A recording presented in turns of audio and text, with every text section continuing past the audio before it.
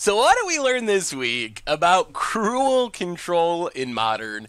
And let's start by talking about the record. So technically, we went 3-2 on video, but overall we went 3-3. So what happened is we played a league. We went 2-3 in our league, but we lost to Death Shadow in a rematch. So I only showed one of the Death Shadow matches, jumped into the two-player queues, ran into Ad Nauseam, ended up winning that game, threw that one in. So there was no duplicate matchup.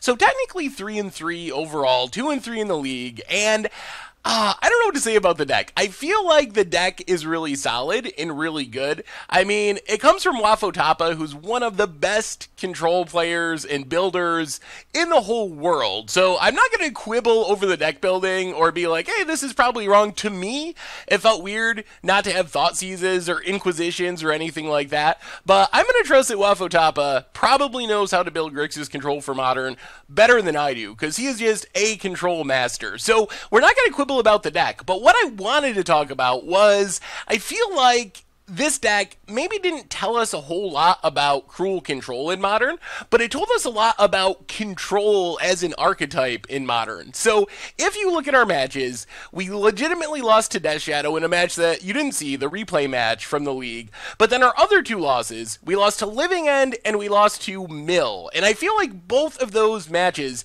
really just illuminate the problems and the challenges of playing control decks in Modern. So against Living End, we got turn 2'd. There just was literally nothing we could do. Yes, maybe we could have had our one Nile spellbound, but we didn't even know we were playing against Living End when we got turn 2 in game 1, so it's not like we could somehow guess that and mulligan into our Nile spellbomb.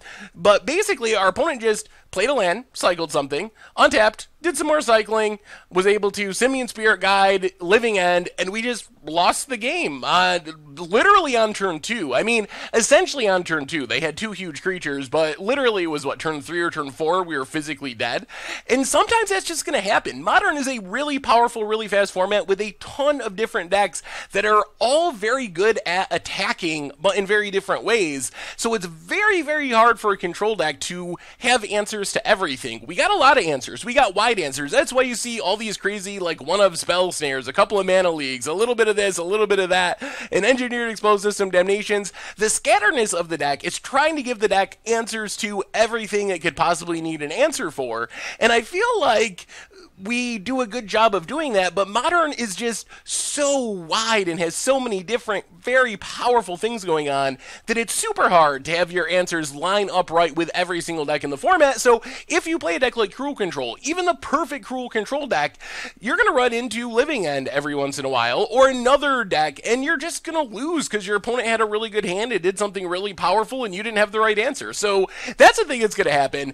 The other match that we lost against Mill is another great example of Modern. So if you played 100 matches in competitive leagues with Cruel Control, odds are you would probably run into Mill one time in those 100 matches. This happened to be our 1 in 100. It's not a heavily played deck, and it just happens to really line up well with what we're doing. And our opponent's draws were insane. They had the Crack a Fetch, you double Archive Trap, you untap, Glimpse you have like 7 cards in your deck on turn 2 and just like can't win.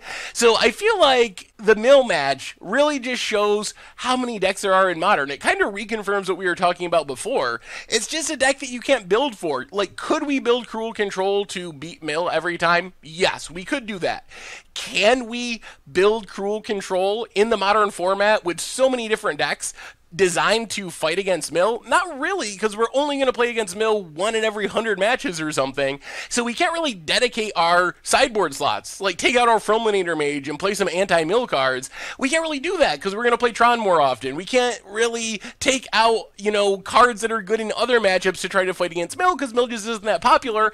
But that's the great and scary thing about Modern, is there's so many decks you literally cannot beat them all. No matter what you're playing, even this control deck that goes super wide and plays every answer possible and tries to have all the angles covered, it's still going to happen. You're going to run into Mill and just be like, oh man, I just don't have cards that line up well against this. So this isn't to say we could never beat Mill. Our counter spells could line up where we just hit every important spell, but it is going to be very, very challenging for our deck to beat Mill consistently, I think.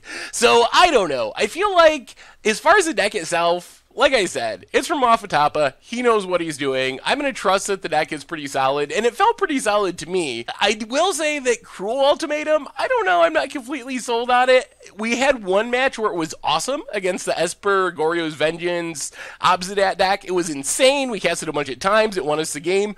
Other times, though, we just never really cast it, so it's not that it's bad in the deck. It feels like a good finisher, but a lot of times, if we won, we were winning without Cruel Ultimatum, either because we didn't draw it, or we had to discard it in the early game, or whatever. So we won just by beating down with Creeping Tar Pits and Snapcasters with a little bit of burn thrown in.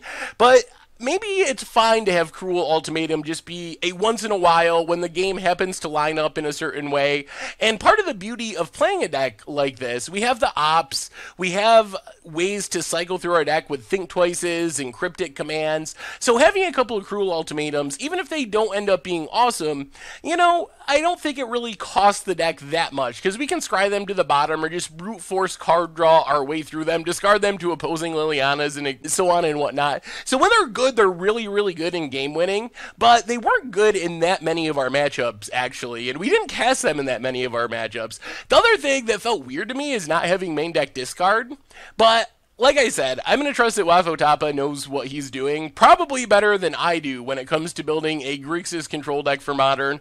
So I'm not going to say that that's wrong or anything. It just feels weird to me to play a deck with lots of black mana on turn 1 and not play any Thought Seizes in the main or any Inquisitions in the main. So I don't know. I'm not saying that's incorrect, but it just feels strange to me to not have those cards because they're so powerful. They're like the best cards in Modern, and it feels like if your deck could cast them, why wouldn't you want to be casting them? But like I said, gonna trust that Wafatapa knows best. So overall, the deck was fun. We did get to Cruel Ultimatum people a bit here and there, although not as much as I would have liked.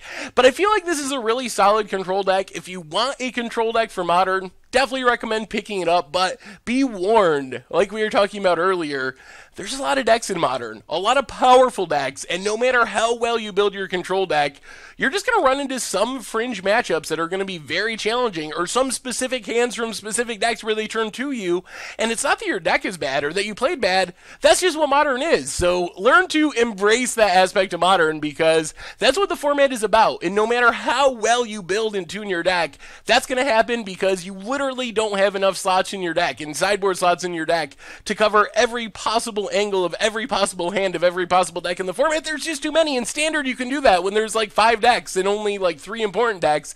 You can have sideboard cards for every big matchup.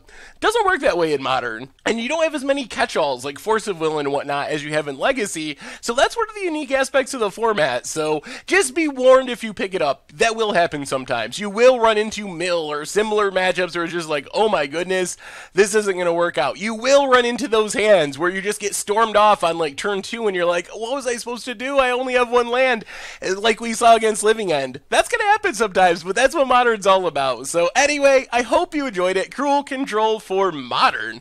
Thank you so much for watching. I hope you enjoyed the gameplay videos, and I will talk to you soon. Thanks for watching the video. If you enjoyed it, help us out by clicking that like button down below.